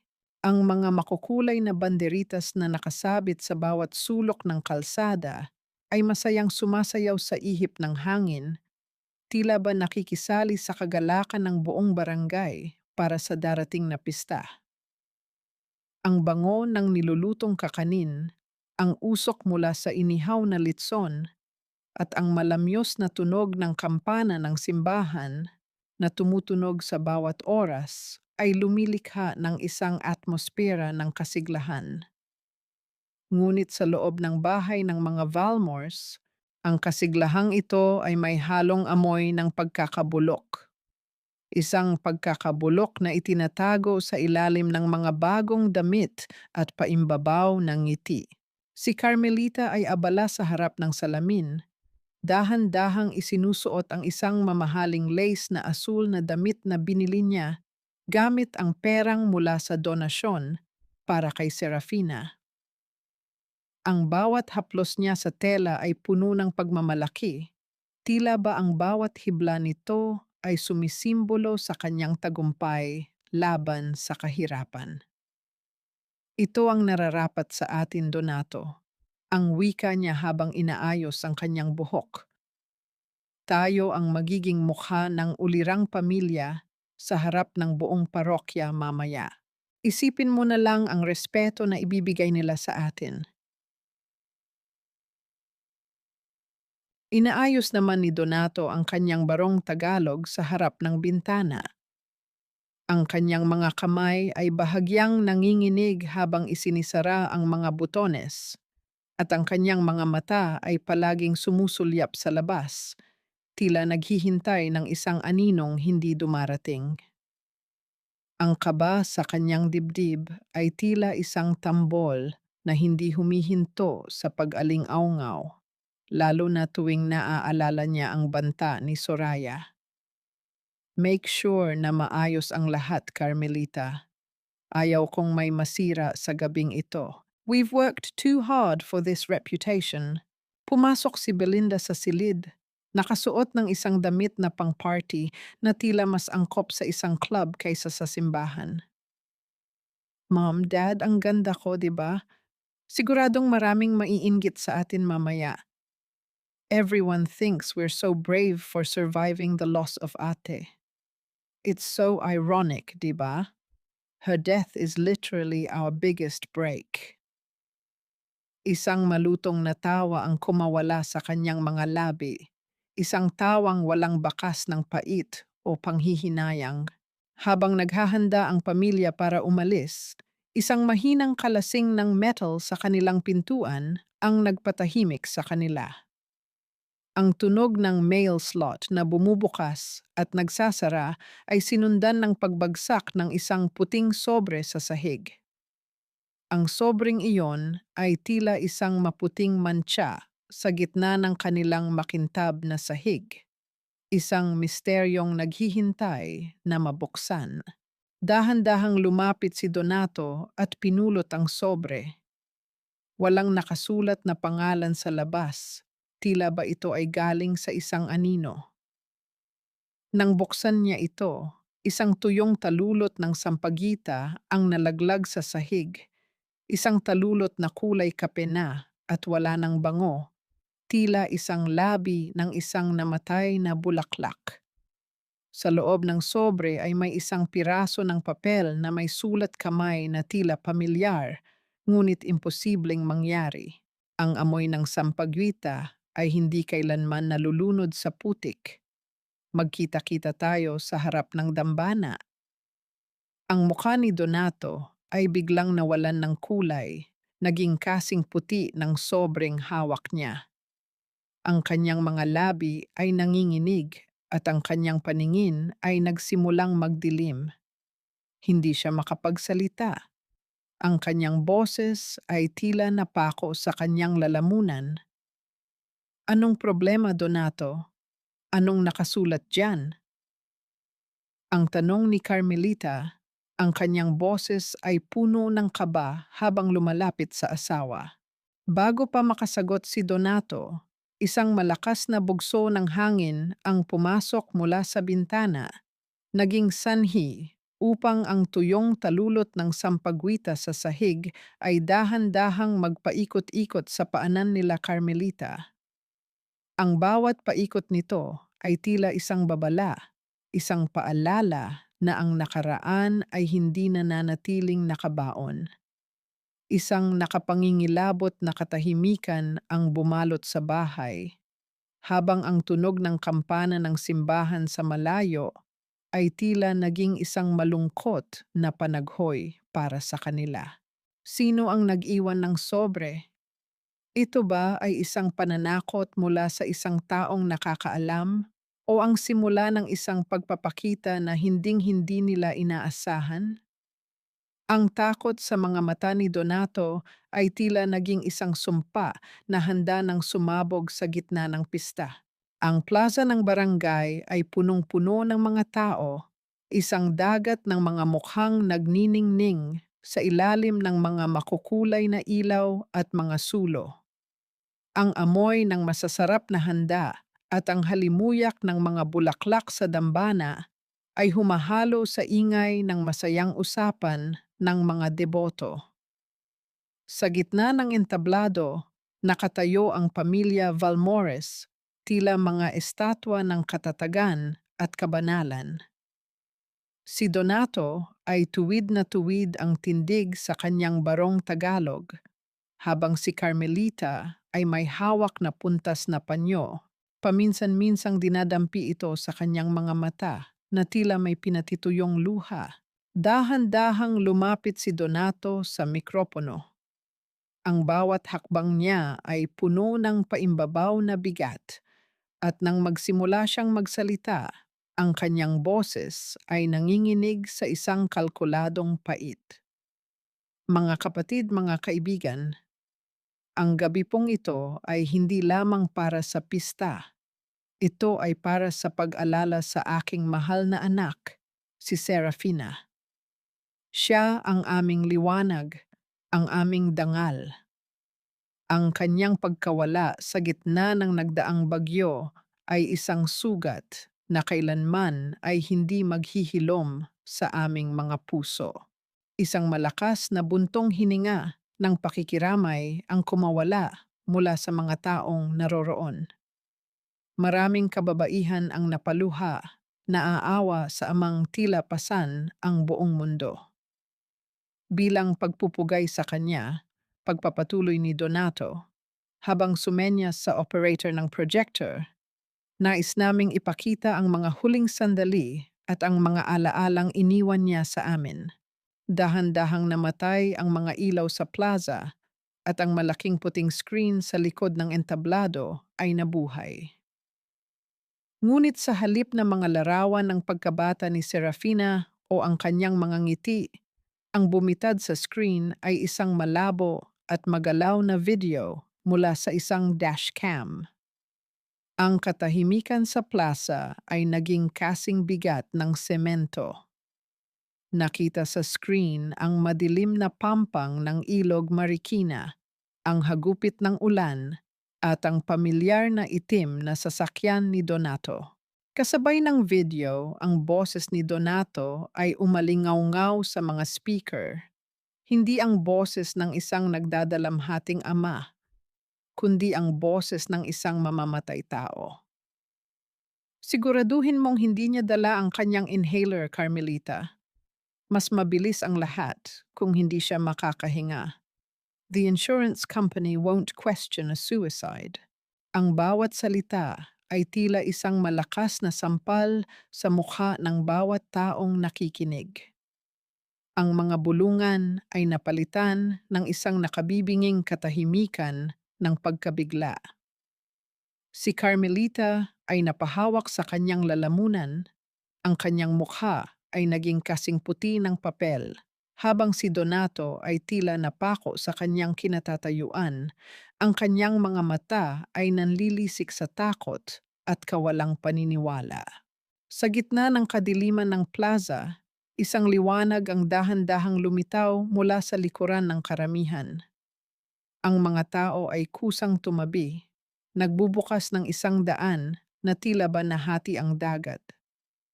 Isang figurang nakasuot ng purong puting damit, payat ngunit may taglay na hindi maipaliwanag na kapangyarihan, ang dahan-dahang naglalakad patungo sa entablado.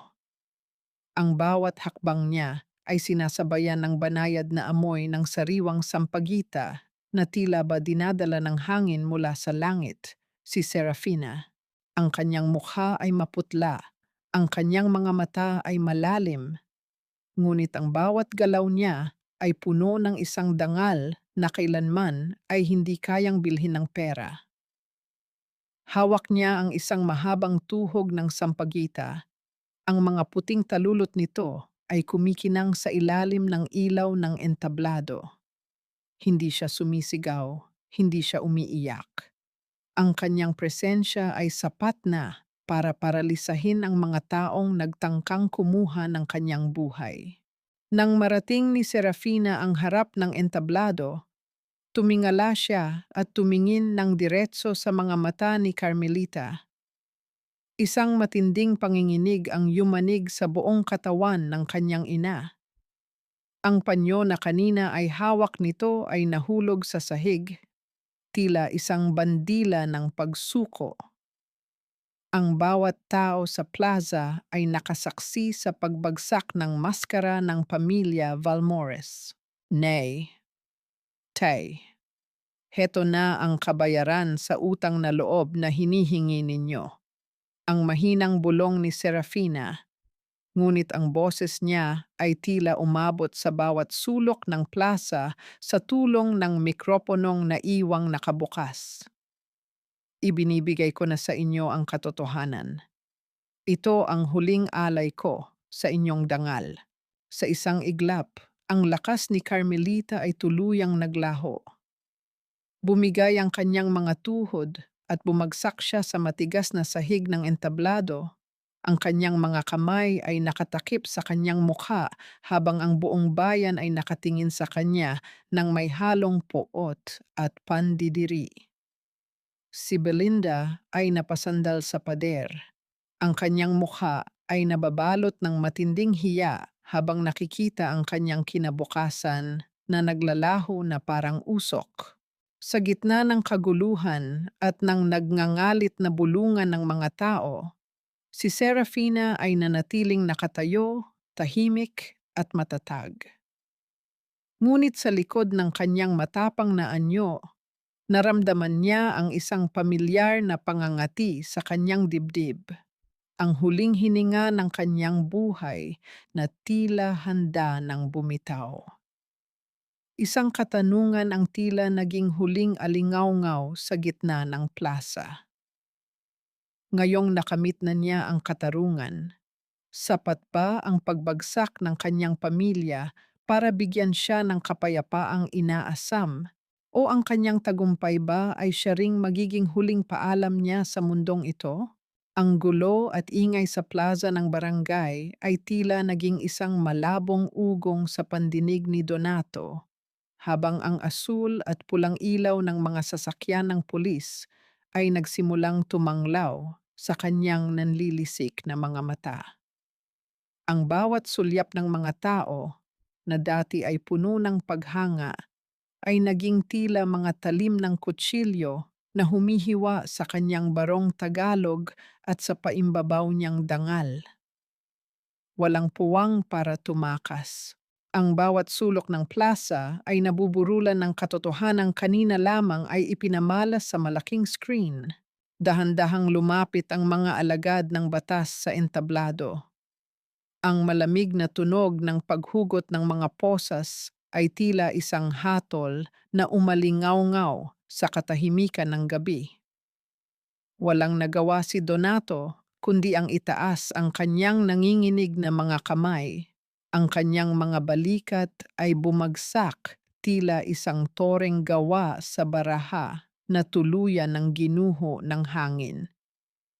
Sa kabilang dako ng plaza, nahuli rin si Soraya de la Peña habang sinusubukang sumingit sa karamihan.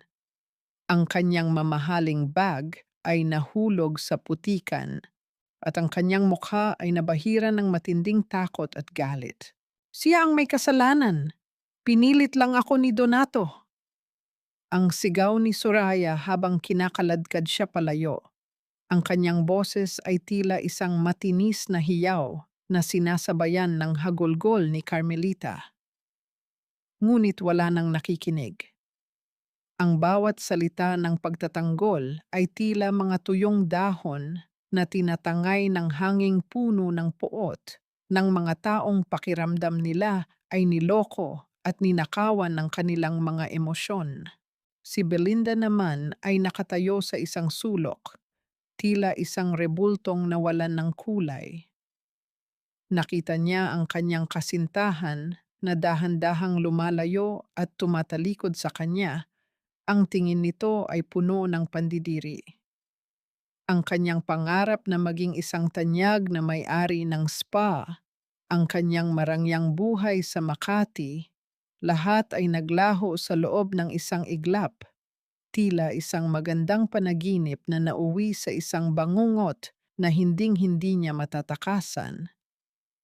Ang hiya ay mas masahol pa sa kamatayan. Ito ay isang lason na habambuhay na mananatili sa kanyang pangalan. Dahan-dahang lumapit si Serafina sa kanyang ina na nakaluhod pa rin sa sahig ng entablado. Ang asul na lace na damit ni Carmelita ay marumi na. Ang mga laylayan nito ay nabahira ng alikabok at luha. Tumingala ang ina sa kanyang anak. Ang kanyang mga mata ay naghahanap pa rin ng kahit isang bakas ng awa, isang pagkakataon para muling gamitin ang salitang utang na loob. Nay, ang mahinang simula ni Serafina, ang kanyang boses ay tila isang hanging umiihip sa gitna ng mga tuyong damo. Hindi pera ang kailangan ko. Hindi rin ang insurance na yan ang magpapahaba ng buhay ko. Ang kailangan ko lang ay ina. Isang inang hindi ako titingnan bilang isang halaga o isang pasanin. Pero sa bawat sampagwitang itinuhog ko para sa inyo, ang bawat barya ay mas pinahalagahan ninyo kaysa sa bawat hininga ko. Ang bawat salita ni Serafina ay tila isang marahang pagpalo sa natitirang katinuan ni Carmelita. Napahikbi ang ina, ngunit hindi ito hikbi ng pagsisisi, kundi hikbi ng isang taong nawalan ng lahat ng kanyang kapangyarihan. Patawarin mo ako, anak. Patawarin mo ako. Ang tanging nasambit nito, ngunit ang mga salitang iyon ay tila huli na para sa isang pusong matagal ng pinatigas ng pangangailangan at kasakiman. Habang kinakaladkad sina Donato at Soraya patungo sa mga sasakyan ng pulis, isang matinding panghihina ang biglang dumaloy sa mga binti ni Serafina. Ang adrenaline na nagbigay sa kanya ng lakas para tumayo sa harap ng madla ay unti-unti nang naglalaho, pinalitan ng isang matinding hapdi sa kanyang dibdib. Naramdaman niya ang init ng malapot na likido na muling umakyat sa kanyang lalamunan. Isang marahas na ubo ang yumanig sa kanyang buong pagkatao at sa pagkakataong ito, hindi niya na kayang itago ang mapulang mantsa sa kanyang puting damit. Mabilis na sumugod si Dr. Aurelio sa entablado. Ang kanyang mga braso ay naging tila isang matatag na kuta na sumalo sa bumabagsak na katawan ni Serafina.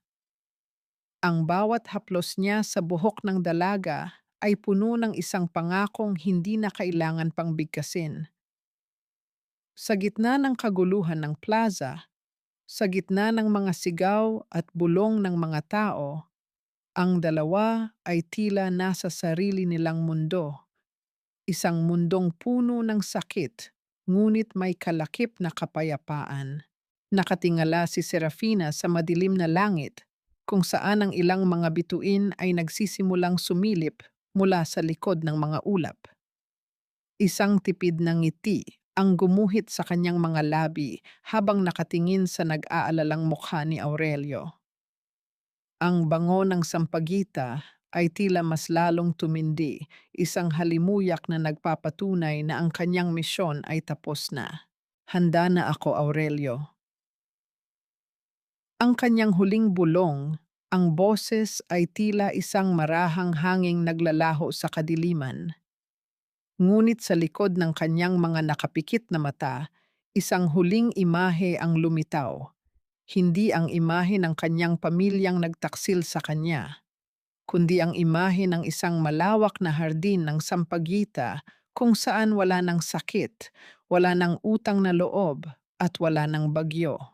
Ang katanungan ngayon ay hindi na kung paano siya mamamatay, kundi kung paano siya aalalahanin ng mundong minsang naging maramot sa kanyang bango. Ang sikat ng umaga na tumatagos sa bintana ng bahay Sampaguita ay tila isang banayad na haplos ng pag-asa sa mukha ni Serafina. Malayo na ang ingay ng plaza, malayo na ang hagupit ng bagyo, at wala na ang mabigat na kadena ng utang na loob na dati ay nananakal sa kanyang pagkatao. Sa loob ng maliit na silid na ito, ang bawat gamit ay simple ngunit puno ng pagmamahal, mga kurtinang kulay puti na malayang sumasayaw sa hangin at ang palaging naroroon na plorera ng sariwang sampagita na nagbibigay ng halimuyak sa bawat sulok ng kanyang huling kanlungan. Dahan-dahang imulat ni Serafina ang kanyang mga mata at nakita niya sa paanan ng kanyang higaan ang isang maliit na batang babae na abala sa pag-aayos ng mga talulot ng bulaklak. Ang batang iyon ay isa sa mga nakaligtas mula sa nagdaang bagyo, isa sa mga unang nanirahan sa bahay Sampaguita na itinayo ni Dr. Aurelio para sa mga taong kinalimutan na ng mundo. Nang makita ng bata na gising na si Serafina, isang matamis na ngiti ang gumuhit sa mga labi nito. Ate Serafina, gising ka na pala. Sabi ni Doc, kailangan mo raw itong inuming sabaw para lumakas ka. Ang masayang wika ng bata. Ang bawat salitang ate na lumalabas sa bibig nito ay tila isang gamot sa sugatang puso ni Serafina. Dito, hindi siya isang pasanin. Siya ay isang liwanag, isang inspirasyon para sa mga taong nakaranas din ng pait ng buhay. Pumasok si Aurelio sa silid. Bitbit ang isang tray ng gamot. Ang kanyang mukha ay hindi na nababalot ng matinding kaba, kundi ng isang malalim na kapayapaan at pagtanggap. Lumapit siya kay Serafina at dahan-dahang hinawakan ang kanyang kamay. Ang bawat haplos ng doktor ay may dalang pangako ng katapatan. Isang pag-ibig na hindi naghahanap ng haba ng panahon, kundi ng lalim ng bawat segundong natitira. How are you feeling today, my Sampaguita? Ang bulong ni Aurelio, ang kanyang boses ay puno ng pait at tamis na naghahalo. Nabalitaan ko na ang hatol sa iyong ama at kay Soraya. Matatagalan sila sa loob ng kulungan at ang iyong ina, nabubuhay siya ngayon sa isang maliit na dampa sa probinsya. Iniwan ng lahat ng mga taong akala niya ay kaibigan niya. Nakuha na natin ang lahat ng katarungan, Serafina. Tumango ng bahagya si Serafina. Ang kanyang paningin ay nakapako sa malawak na hardin sa labas ng bintana kung saan nagsisimula ng bumuka ang mga puting bulaklak. Sapat na iyon, Aurelio. Ang mahalaga ay wala na silang masasaktan pang iba. Ang katarungan ay hindi lamang sa pagkukulong sa kanila, kundi sa pagpapatunay na ang isang buhay na tulad ko ay may halaga. Inalalayan ni Aurelio si Serafina na maupo. Ang kanyang mga braso ay naging tila isang kuta na nagpoprotekta sa nanghihinang katawan ng dalaga. Isinandal ni Serafina ang kanyang ulo sa balikat ng doktor. pinakikinggan ang matatag at tapat na tibok ng puso nito. Sa sandaling iyon, ang lahat ng sakit ng nakaraan ay tila naglaho na parang hamog sa umaga. Ang kanyang pangarap na magkaroon ng pamilya ay natupad, hindi sa pamamagitan ng dugo, kundi sa pamamagitan ng mga taong handang manatili sa tabi niya sa gitna ng unos. Aurelio, promise me one thing. Ang mahinang hiling ni Serafina, ang kanyang boses ay tila isang marahang hanging naglalaho. Kapag wala na ako, siguraduhin mong ang bahay Sampaguita ay mananatiling bukas para sa lahat. Hayaan mong ang bango ng mga bulaklak na ito ang magpaalala sa kanila na laging may pag-asa pagkatapos ng bagyo. Naramdaman ni Serafina ang paghigpit ng hawak ni Aurelio sa kanyang kamay at ang isang mainit na luhang pumatak sa kanyang balikat. Pangako, Serafina, hinding-hindi mawawala ang iyong halimuyak sa mundong ito. Isang biglang panginginig ang yumanig sa dibdib ni Serafina. Ang kanyang pag-ubo ay muling bumalik. Mas mahina, ngunit mas malalim ang hatid na pagod. Ipinikit niya ang kanyang mga mata, hinahayaan ang bango ng Sampaguita at ang init ng yakap ni Aurelio na maging huling pandaman niya sa mundong ito. Habang ang bawat hininga niya ay dahan-dahang nagiging mas madalang, isang matinding katahimikan ang bumalot sa silid, isang katahimikang puno ng kaganapan. Nang dahan-dahang bumitaw ang kamay ni Serafina mula sa pagkakahawak ni Aurelio, ang huling tunog na narinig sa silid ay ang marahang pagaspas ng pakpak ng isang ibon sa labas ng bintana. Ang katanungan ngayon ay hindi na kung paano nagtapos ang kanyang dusa, kundi kung paano ang kanyang buhay ay naging isang walang hanggang awit ng pag-asa para sa mga naiwan sa pampang ng buhay. Isang taon ang mabilis na lumipas. Tila ba ang bawat araw ay isang pahina ng aklat na dahan-dahang binubuklat ng panahon. Sa gitna ng isang malawak at luntiang hardin sa bahay Sampaguita, ang bawat sanga ng mga tanim na bulaklak ay nababalot ngayon ng mga mapuputi at mabangong talulot na tila mga bituing bumaba sa lupa. Ang simoy ng hangin ay hindi na nagdadala ng amoy ng lansa ng ilog o ang pait ng usok ng kuyapo, kundi ang purong halimuyak ng katarungan at kapayapaan. Si Dr. Aurelio ay dahan-dahang naglalakad sa gitna ng mga hanay ng mga bulaklak. Ang kanyang mga hakbang ay banayad at may kasamang pag-iingat na tila ba ayaw niyang mabulabog ang katahimikan ng umaga. Hawak niya ang isang maliit na kwintas, ang mga gintong hikaw ni Lola na nabawi niya mula sa alahera, ang tanging yaman na ipinaglaban ni Serafina hanggang sa huling sandali. Inilapag niya ito sa paanan ng isang puting marker sa gitna ng hardin kung saan nakaukit ang pangalan ng babaeng nagpabago sa kanyang buhay. Ang bawat pasyenteng dumarating dito, Serafina, ay tinatawag kang kanilang anghel. Ang mahinang bulong ni Aurelio, ang kanyang boses ay tila isang marahang hanging humahalik sa mga bulaklak. Ang bango mo ay hindi kailanman naglaho. Mas lalo lamang itong tumitindi sa bawat taong natututong tumayo muli pagkatapos ng kanilang sariling bagyo.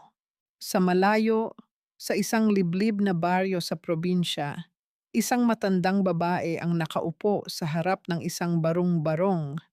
Ang kanyang mga kamay ay nanginginig habang humahawak sa isang kupas na larawan ng kanyang pamilya.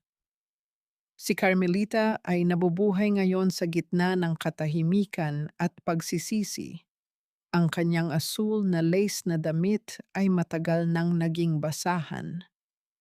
Walang bumibisita sa kanya, walang tumatawag sa kanya ng ina ng may pagmamahal. Ang hiya na pilit niyang itinago noon ay naging habambuhay niyang kasama Isang aninong hindi siya tinatantanan sa bawat pagpikit ng kanyang mga mata. Si Donato at Soraya ay nananatili sa likod ng mga rehas, kung saan ang tanging naririnig nila ay ang tunog ng kanilang sariling mga kasalanan na paulit-ulit na nagpapaalala sa kanila ng halaga ng buhay na kanilang ninais itapon. Sa huling sandali ng kanyang buhay, hindi baon ni Serafina ang poot. Ang kanyang pagpapatawad ay hindi nangangahulugan ng pagkalimot sa kasamaan, kundi ang pagpili na palayain ang kanyang sariling kaluluwa mula sa kadena ng galit. Natutunan niya na ang tunog ng tunay na pag-ibig ay hindi matatagpuan sa mga salitang utang na loob na ginagamit bilang pananakot, kundi sa tahimik na sakripisyo at pagtanggap ng mga taong pinili tayong maging pamilya kahit na walang iisang dugo na dumadaloy sa ating mga ugat. Ang bahay Sampaguita ay nananatiling isang kuta ng pag-asa. Ang bawat batang tumatawa sa loob ng bakuran, ang bawat matandang inaalagaan ng may dangal, ay isang buhay na patunay na ang kabutihan ay palaging mananaig. Ang kapayapaang natagpuan ni Aurelio at ang katarungang nakamit ni Serafina ay tila isang walang hanggang awit na dinadala ng hangin sa bawat sulok ng kapuluan. Habang ang araw ay dahan-dahang tumataas sa langit, ang halimuyak ng Sampaguita ay mas lalong tumitindi.